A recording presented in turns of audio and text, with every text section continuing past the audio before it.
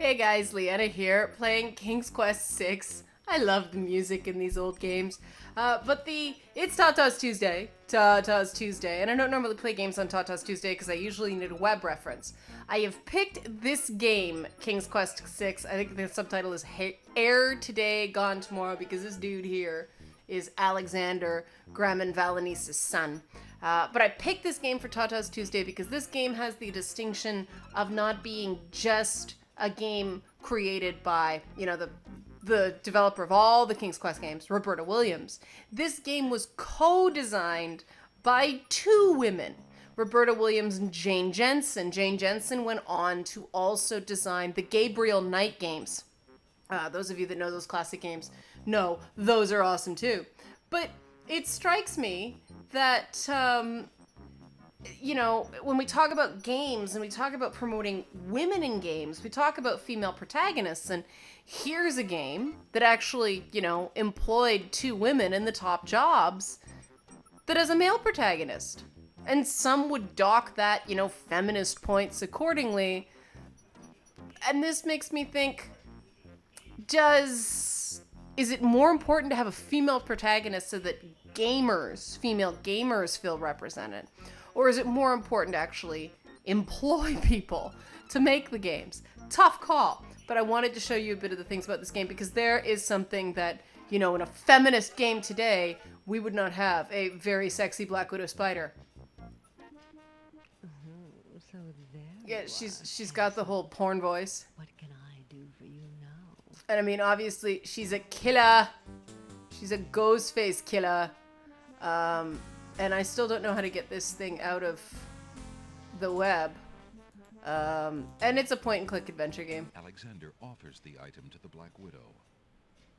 No, thank you, you sweet man. Like a good little wife, I have no interest in anything except my cozy little web and you. Like a good little wife. I don't know if that came up, but she says, like a good little wife, I have no interest in it. She's full of it. If you touch her web, you die. But I mean, this is stuff put in games by two women in the early 1990s, and everyone was good. Hey, where's my sentence? Let me show you a bit more of this game because it's glorious. This game is gloriously cracked. Do you have anything interesting yet? Falling arches, perhaps? These are all grammar puns. Let me see what The I caterpillar says. And then I think you... I found this little fellow lost on another island. Coming home I am too. There you are, you naughty boy. I told you not to leave the island. And Glad I am seeing you too. A most solemn celebration. yeah, that was... Yeah. That just made a noise. You did hear that correctly. So, you found my dangling participle. Oh, that's what he is. He's a dangling participle. Something. Let's see now. Was it a rare book you wanted? Yes. Yes, sir. Well, then none of these will do. They've been sitting in the sun far too long and must be well cooked. Pun! King's Quest pun!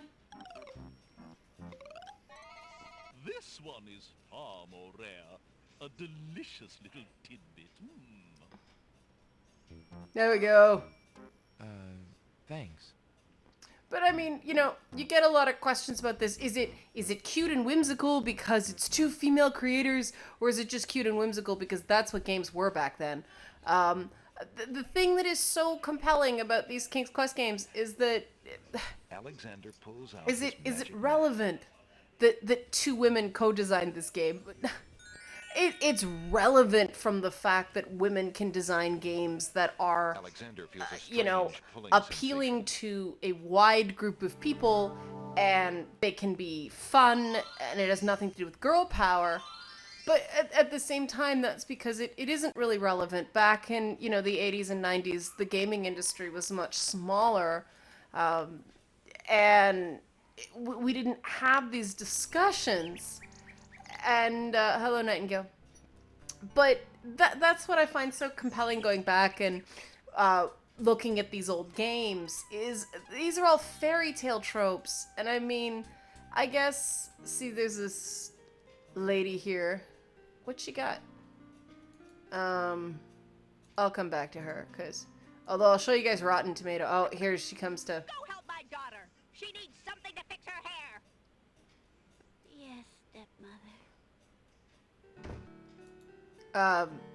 As you can see, it's Cinderella. Alexander sees no use for that item. Yeah, here's Rotten Tomato. You guys will like Rotten Tomato. You're ugly and you smell bad. It's- Yeah, put me down before I juice all over It's you. just like being on Twitter. But, so yeah, I'm so compelled by the fact that in the days, you know, before gaming diversified and it was still allegedly a boys' club, this game exists. Designed by, you know, two women who were just sort of known as game designers. It's interesting to me because it sort of puts the lie, pardon the phrase, I know people get freaky about the word lie, but it really makes us question this idea that women aren't naturally interested in making video games, or women just aren't naturally good at computer things, or all that stuff, or that, you know, all these, you know, obvious stereotypes and generalizations. And Hello. I will be right up. you know, here we are, a game. Now, what can I do When for was this game made? Oh, it doesn't say anymore. Oh, about this 1992-93. There we go. Way back when. Roberta Williams, see? King's Quest team. Written and designed by Roberta Williams, Jane Jensen. See, I wasn't lying. And then you've got a bunch of guys working for the women. And it all worked out. And then there's a female artist. And none of this mattered in 1992. The other cool thing about this game is it had an interesting form of copy protection before copy protection. But I'll get into that another day. Because this is King's Quest for week for me. Because I love King's Quest. And I'm excited the new game is coming out. But that's sort of a more mild Tatas Tuesday this week. But I just wanted to show this game because that is an interesting factoid. And it really does... It tells me that when there is a company... Oh, bless you, Momo. When there is a company where the playing field is actually, you know, all things being equal, women can run it and make games just as good, you know, as the boys. And we don't need additional help. We don't need anything like that.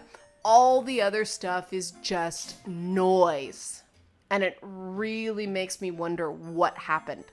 What changed in the structure of gaming that we went from, you know, 1993, 92, when nobody questioned two women making a successful video game, to now where it's a big deal and Loki needs to go out. So this is where I'm going to take my leave. Right, Loki? He's raising his ears. Are you a good boy, Loki? And he's wagging his tail. All right, guys, thanks for